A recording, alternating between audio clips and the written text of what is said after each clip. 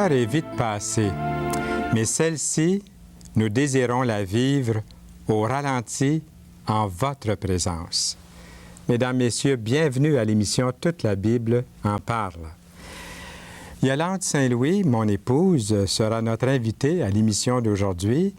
Elle nous parlera de la Société biblique canadienne, dont les livres du Nouveau Testament que nous vous offrons. Et Jacques Boulian est avec nous pour la 3e semaine. Il viendra chanter une de ses chansons un peu plus tard au cours de l'émission. Restez bien à l'écoute et je vous montre ici tout de suite, sans plus tarder, puisqu'aujourd'hui, Yolande Saint-Louis, mon épouse, nous parlera avec beaucoup plus de détails de la Société biblique canadienne. Bonne nouvelle aujourd'hui, c'est ce qu'il nous offre. C'est à vous, il y a une copie pour vous. Il vous suffit tout simplement d'en faire la demande. Dès maintenant, appelez-nous. Vous allez voir les numéros dans quelques instants. Vous les notez et vous nous appelez. Nous aimerions aussi vous offrir ce livre, Le Christ inconnu. Et si ce livre a autant de succès auprès des auditeurs de Toute la Bible en parle qu'a eu le livre précédent, Les Leçons de Marie, eh bien, nous sommes pour une belle surprise agréable, puisque des centaines, même je dirais des milliers de personnes l'ont demandé. Vous pouvez demander l'un ou l'autre, et peut-être qu'on fera un petit spécial pour vous. Vous pourrez avoir les deux si vous ne possédez pas déjà ces ouvrages. Notez bien les numéros là qui sont devant vous. Je ne vous les lirai pas. Un peu plus tard au cours de l'émission, je vous les donnerai, je les lirai pour vous. Mais ceux qui peuvent les noter, qui sont devant l'écran, peuvent maintenant les noter avec les différentes villes. Et il y a sûrement un endroit où vous pouvez capter ces émissions ou appeler votre poste communautaire.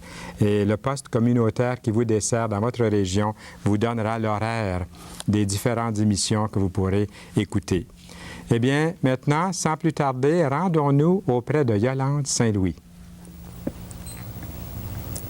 Allô, Yolande. Bonjour. Je pense que je peux dire allô, chérie. Ah oui. Par exception avec les autres invités. Et moi de même. Yolande, mon épouse. Bon, bien, on va tout de suite commencer puisque l'introduction est déjà faite il y a un instant en studio. À quand remonte le travail de la Société biblique canadienne? Le travail a débuté vraiment en 1804, mais c'est 100 ans après ça, soit en 1904, que la Société biblique a été fondée comme Société biblique nationale. Elle est représentée à travers le Canada par 18 centres régionaux qui sont dirigés par des secrétaires régionaux, puis aussi dans le nord-ouest canadien. Peut-être je devrais commencer par l'histoire des tout débuts. Là. Il y a une belle histoire avec la Société biblique canadienne. Oui. Prends ton temps pour nous en parler. Oui, ça a débuté avec une petite fille de 9 ans. C'était la famille Jones, elle s'appelait Mary, c'est-à-dire que ces gens-là n'avaient pas de Bible. La seule façon qu'ils pouvaient entendre la parole de Dieu, c'était quand ils allaient à l'église le dimanche. Et le pasteur lisait les Écritures saintes, mais chaque personne n'avait pas sa Bible dans ce temps-là. Alors, tout ce qu'elle faisait, Mary, c'est que tous les samedis, elle allait visiter une des amies de la famille, c'est une dame Evans. Veux-tu nous dire où ça se passait? C'était au pays de Galles. Donc, Mary était une Galloise. Elle allait chez une des amies de la famille. Puis là, elle pouvait lire la Bible. Mais c'était dans un grand volume, là, un volume qu'une petite fille de 9 ans ne peut vraiment pas transporter là, pour aller à l'école, là, pour lire continuellement, même d'une pièce à l'autre. C'était encombrant. Mais c'était la seule façon, la seule solution. Alors, elle a appris à lire et tout ça. Après quelques années, elle a commencé à travailler là, très jeune. À l'âge de 15 ans, ça faisait déjà 5 ans, elle en avait 9 ans, ça veut dire peut-être 6 ans, là, qu'elle travaillait. Elle vendait toutes sortes de choses. Elle tricotait des pantoufles, puis elle vendait ça. Elle faisait un petit jardin, puis elle vendait les fruits, les récoltes. En tout cas, elle a ramassé ses sous. Puis à un moment donné, elle est allée voir un monsieur qui s'appelait M. Charles, qui vivait 30 km plus loin que chez elle. Elle est allée là à pied avec tout l'argent qu'elle avait économisé pendant ces 6 ans-là pour s'acheter une Bible. Puis quand elle est arrivée là, la seule Bible qu'il avait en gaulois, elle était déjà vendue, cette Bible-là. Elle avait été promise, pas vendue, là, mais elle était promise à quelqu'un d'autre. Mais ce qui est arrivé, c'est que le monsieur il pouvait lire l'anglais, l'autre monsieur, puis elle ne pouvait pas lire l'anglais. Alors, il a décidé de lui vendre la Bible. Et puis, pour faire une histoire courte, là, suite à ça, lui, le monsieur qui a vendu la Bible, il est allé à Londres, en Angleterre, rencontrer une société qui imprimait des livres religieux. Ah oui. Et puis, avec plusieurs personnes, ils ont décidé de fonder une société biblique. Et diffuser des Bibles, des imprimés par milliers, comme ça coûterait moins cher. Est-ce qu'ils leur ont donné un nom à cette société au début? Ou? La Société biblique britannique et étrangère. Ah oui? Parce que c'était une société biblique en Angleterre. En anglais, ça se trouve à être... Foreign British... British Bible Society, quelque chose du genre. J'ai déjà entendu ça, c'est intéressant. Oui. Puis ça, c'était le début des sociétés. C'était le début, oui, à cause d'une petite fille de 9 ans qui voulait là, ardemment avoir la Bible en sa possession pour elle. Que fait en réalité, au juste, là, la Société biblique canadienne? Bien, chaque année, là, elle diffuse environ 12 millions d'exemplaires des Écritures saintes dans environ 100 langues différentes ici au Canada. Elle encourage aussi la lecture et l'étude des Écritures saintes. Puis elle a 5 programmes de diffusion biblique gratuites qui sont subventionnés par des dons de différentes personnes. Alors, elle offre le Nouveau Testament et Psaumes aux nouvelles recrues des forces armées. C'est souvent, le Nouveau Testament, là, c'est souvent la seule source d'encouragement qu'ils peuvent avoir dans des moments de conflit ou même des moments des temps de paix. Alors, ils sont obligés, là, ça fait partie de leur équipement, d'apporter leur Nouveau Testament quand ils partent à mission, là, les soldats. Elle offre aussi au niveau citoyen canadien et canadienne. Les nouveaux citoyens? Oui, les nouveaux citoyens. Il y a plusieurs personnes dans le monde qui choisissent le Canada pour établir leur domicile. Alors, lors des séances d'assermentation, la Société biblique leur offre un Nouveau Testament à chacune des personnes qui sont assermentées. Je me souviens, en 1962, j'étais interviewé à l'émission de Frenchy Jarreau à CKVL. Puis il avait mentionné la Société biblique canadienne qui lui avait offert justement une Bible. Un Nouveau Testament, un exemplaire du Nouveau Testament. Aussi, pour les personnes handicapées visuelles, ils peuvent avoir accès à la Bible au complet. Ces personnes ont des besoins spécifiques et en dépit de leur handicap, ils peuvent lire, on dit lire entre guillemets, parce qu'ils lisent en braille avec leurs doigts. Alors, ils peuvent avoir l'Ancien Testament qui est publié en braille seulement pour les handicapés visuels. Puis pour le Nouveau Testament, ils ont le choix soit d'avoir un album de cassettes, c'est 18 cassettes enregistrées en français courant, ou d'avoir le Nouveau Testament en braille. Ça, c'est une occasion dans une vie. Toi, tu proposerais plutôt en braille, je crois. Oui, parce oui, c'est ça. C'est parce qu'il y a un handicapé visuel comme ça qui s'était fait voler son album de cassettes dans le métro. C'est sûr que n'importe qui peut écouter des cassettes, mais pas n'importe qui peut lire en braille. C'est là l'avantage. Hein? C'est ça, oui. Alors, il y a des handicapés qui ne peuvent pas lire le braille. Alors, ça, ils peuvent avoir les cassettes. Il faut qu'ils soient enregistrés à l'Institut national canadien pour les aveugles pour avoir ça gratuitement. L'INCA. À l'INCA. L'INCA, OK. On appelle ça l'INCA. Aussi, il y a le ministère pour les prisonniers et prisonnières dans les établissements carcérales. Ça, c'est un ministère aussi de la Société biblique canadienne. À travers le Canada, on offre l'Évangile de Jean, mais ça, c'est par l'entremise des aumôniers qui sont dans les prisons. Et suite à la lecture de l'Évangile de Jean, ils peuvent remplir un formulaire qu'ils nous font parvenir. Et avec ça, ils peuvent avoir la Bible au complet, gratuitement.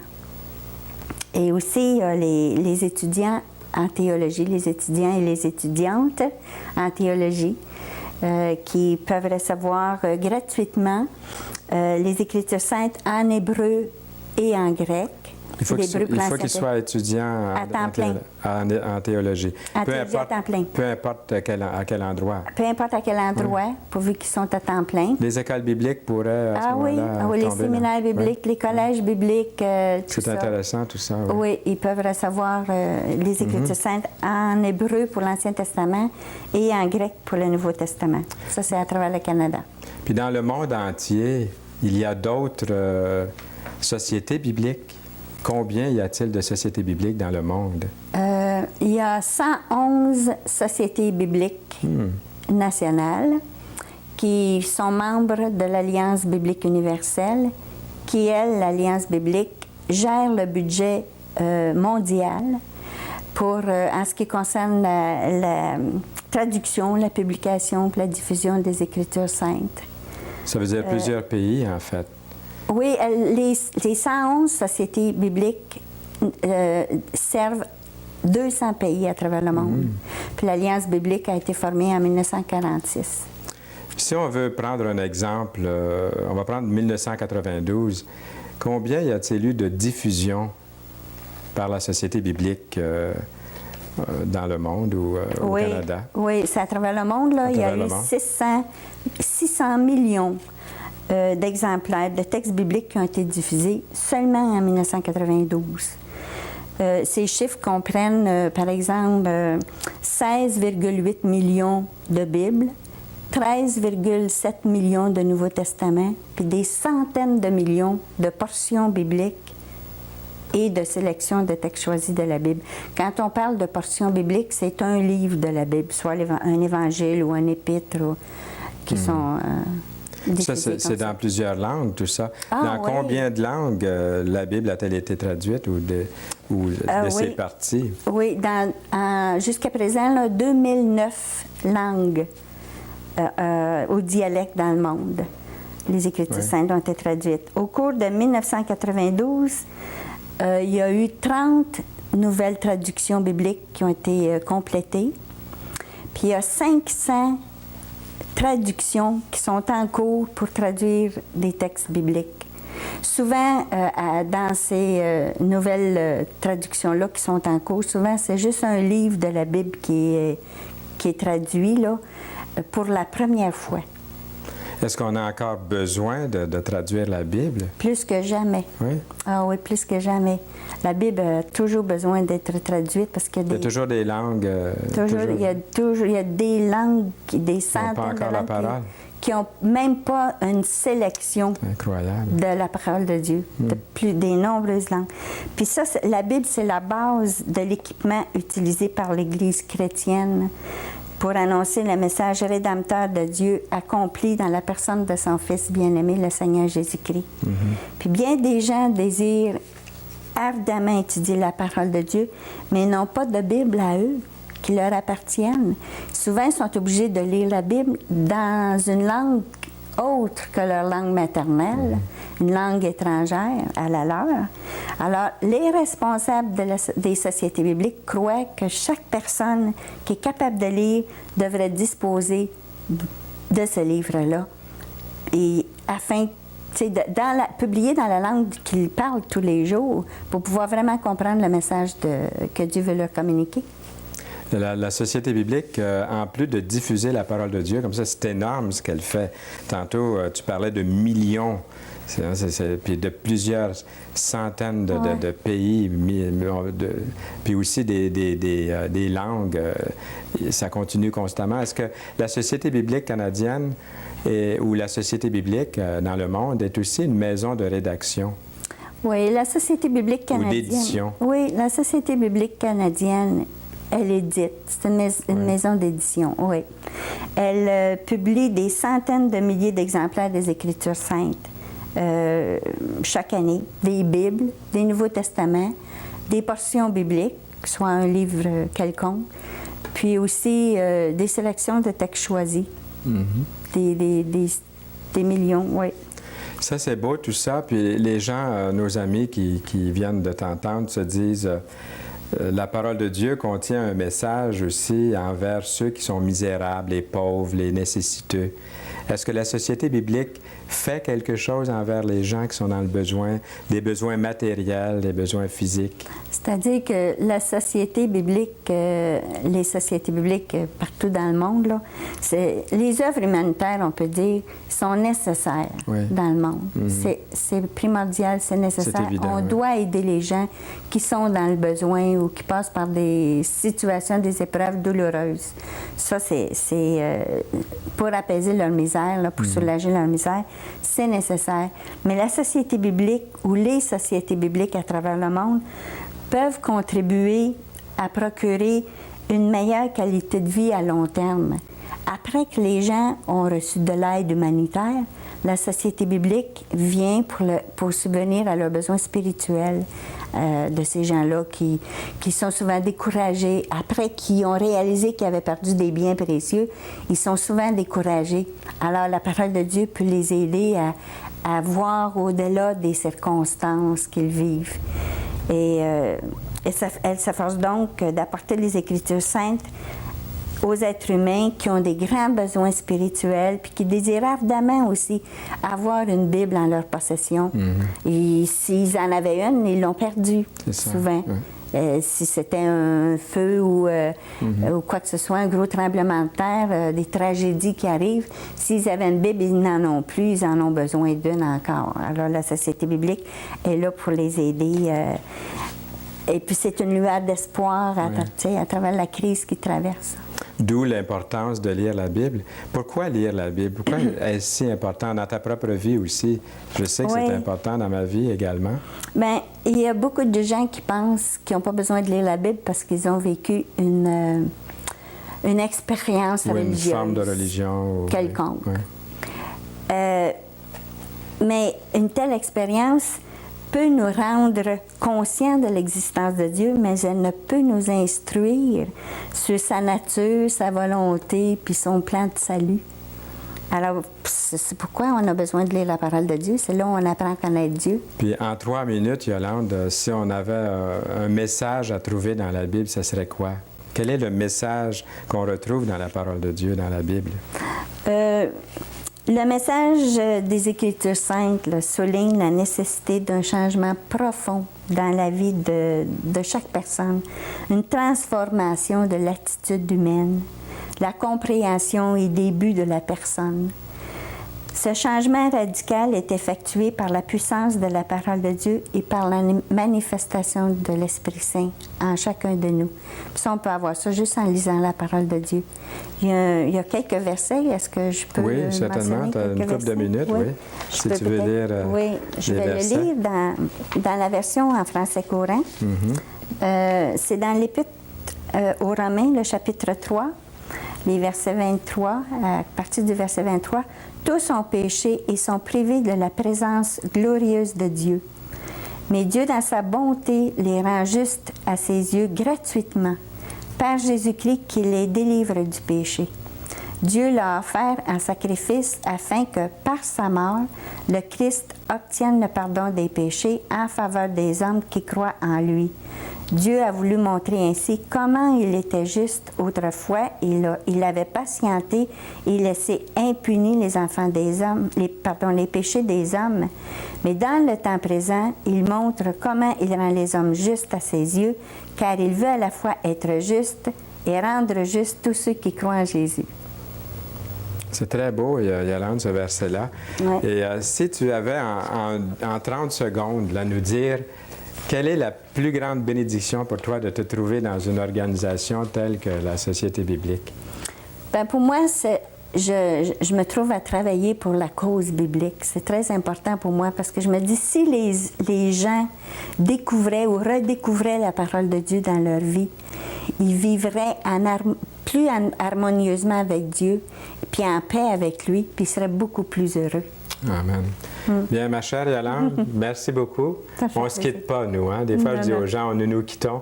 Nous, on reste ensemble. Hein? J'espère encore pour très, très longtemps, jusqu'au temps où le Seigneur vienne nous chercher. Tous les deux ensemble. Oui. Merci beaucoup. Merci bien. Si l'émission avait continué, l'entrevue pour quelques instants, c'est un roman d'amour qu'on est en train d'écrire. Eh bien, c'est un vrai privilège de pouvoir travailler ensemble dans la même équipe ici à Toute la Bible en parle. Nous vous offrons le livre « Ce Christ inconnu », puisque toute l'Écriture, toute la Bible en parle de ce Christ inconnu. Alors, demandez-le et vous allez voir dans un instant les numéros de téléphone qui vont apparaître. Je ne montrerai pas les autres livres, mais vous pouvez noter ces numéros de téléphone que je vais vous lire cette fois-ci. C'est le 449-5291 à Edmonton, Granby, le 375-4575, Montréal et Rive-Sud, 467-9966, Sherbrooke, 566-6946 et Thetford Mines, 334-0020. Nous avons de la visite à Toute la Bible en parle. Jacques Boulian est encore là aujourd'hui. Je dis encore là, quelle affaire. On est très heureux de le voir. Il est là et puis il a des cassettes ici sur la table. J'en ai une qu'on pourrait vous montrer. Il y en a 11 en tout. Et dans les bonnes librairies chrétiennes, on peut les avoir, on peut les acheter. Et sa chanson aujourd'hui est intitulée « Un refuge ». Y a-t-il un refuge pour les voyageurs quand la tempête fait rage dans la nuit? Écoutez bien les paroles de cette chanson de Jacques Boulian, puisque si vous passez par une tempête, il y a quelqu'un qui peut prendre votre main et vous secourir, vous aider à traverser même les pluies torrentielles spirituelles. Nous l'écoutons tout de suite, Jacques Boulian. Il y a un refuge, Jésus est son nom. Il y a un refuge pour les voyageurs lassés. Quand la tempête fait rage dans la nuit, il y a un abri pour les perdus sans abri. Un endroit sûr qui n'aura pas de fin. Il y a un refuge pour l'âme désespérée, quand fatiguée par le poids de ses péchés. Il y a un sauveur avec ses bras toujours ouverts. Il y a un refuge, son nom est Jésus.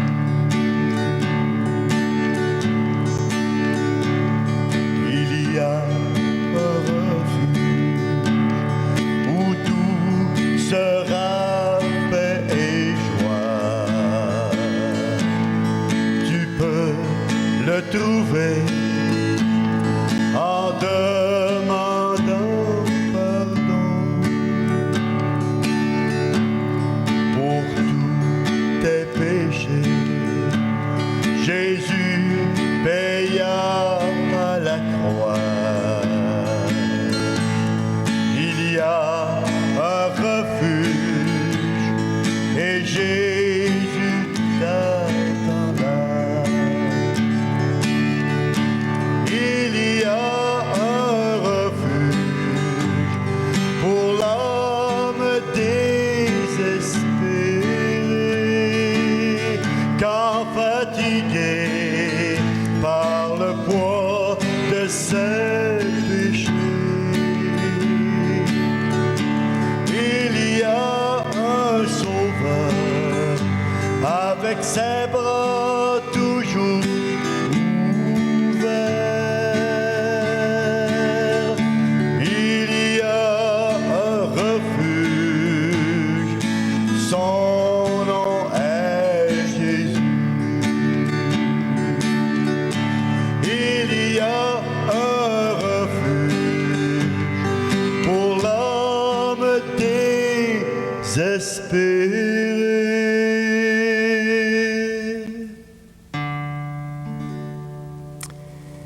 Merci beaucoup, Jacques Bouliane. Il y a un refuge pour vous, c'est certain. Nous voulons remercier aussi Yolande Saint-Louis, mon épouse, qui a bien représenté la Société biblique canadienne. Et nous voulons aussi profiter de ces quelques instants que nous avons encore à notre disposition pour vous offrir ce livre, Le Christ inconnu. Le connaissez-vous?